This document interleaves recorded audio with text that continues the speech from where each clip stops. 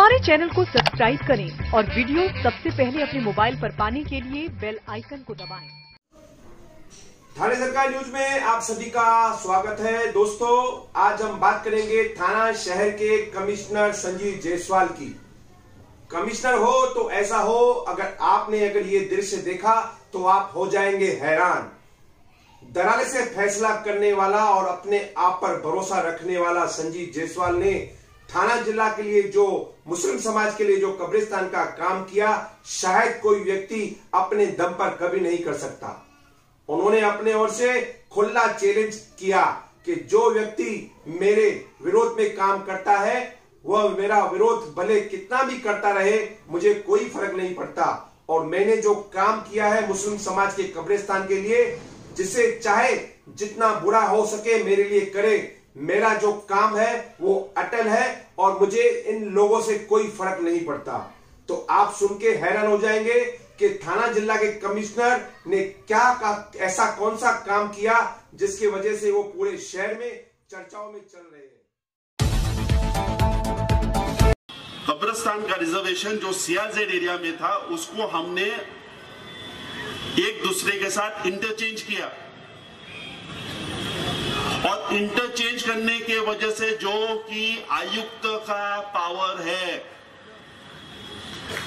वो मेरे अधिकार में आता है। और मेरे को अपने अधिकार में अगर कोई पावर यूज करना है तो मुझे नहीं लगता है कि शहर में कोई भी शख्स ऐसा जन्म लिया है जो मुझे अपने पावर को इस्तेमाल करने के लिए रोक सकता है। और हमने उसी अंतर्गत में अपने पावर को यूज करते हुए जो पावर मुझे कायदा ने दिया है, जो पावर मुझे इस राज्य के संविधान और एक्ट ने दिया है, उसके अंतर्गत में हमने कब्रिस्तान को स्लॉटर हाउस में लाके, ताकि वो सीआरजेड के बाहर आ जाए और स्लॉटर हाउस को कब्रिस्तान में डाल के, क्योंकि मुझे ऐसा लगा कि कब्रिस्तान भी जरूरत है, स्लॉटर हाउस भी जरूरत है, लेकिन दोनों में से एक फिलहाल हो सकता है। और मैं काम करूं तो भी पैसा मिलता है, पगार, मैं काम नहीं करूं तो भी मुझे पगार मिलेगा।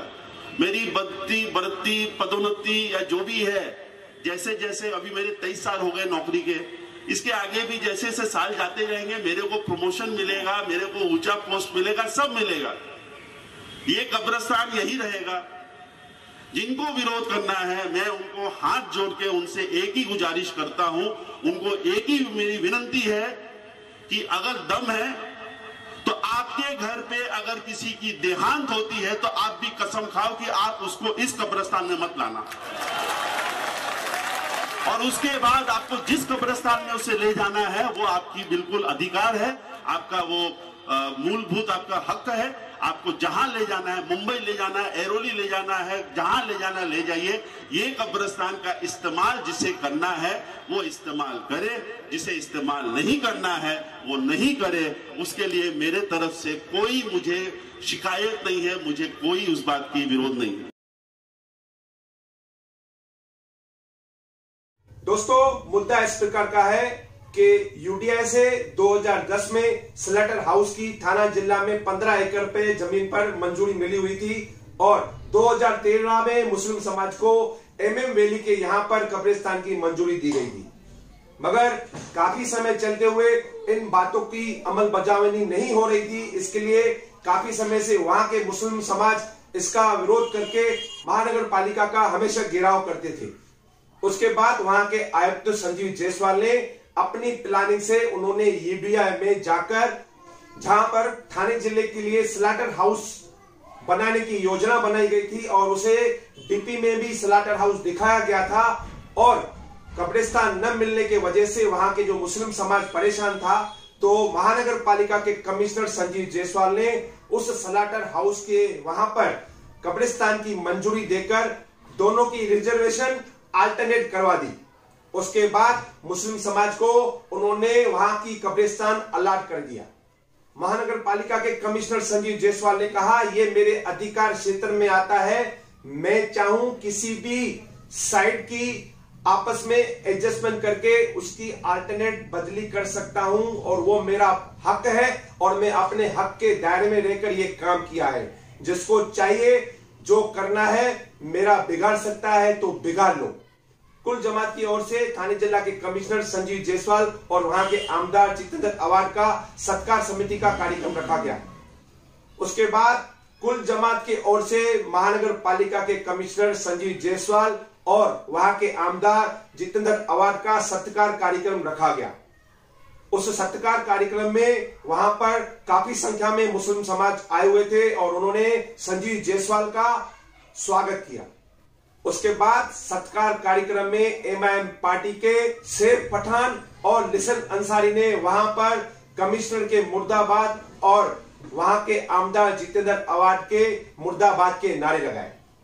उनका कहना था कि जो उन्हें कब्रिस्तान दिया जा रहा है वो इलीगल कब्रिस्तान है। उन्होंने कहा कि 2010 में और 2013 में जो थाना जिले में स्लाटर हाउस जो दिया गया है, उस स्लाटर हाउस में उन्हें कब्रिस्तान दिया जा रहा है, जो गलत है। इसके लिए उन्होंने वहां पर मुर्दाबाद के नारे लगाए, मगर मौके पर पुलिस ने उन सभी लोगों को वहां से खदेड़ दिया। आइए बात करते हैं एमआईएम पार्टी के शेर पठान और लिसन अंसारी से।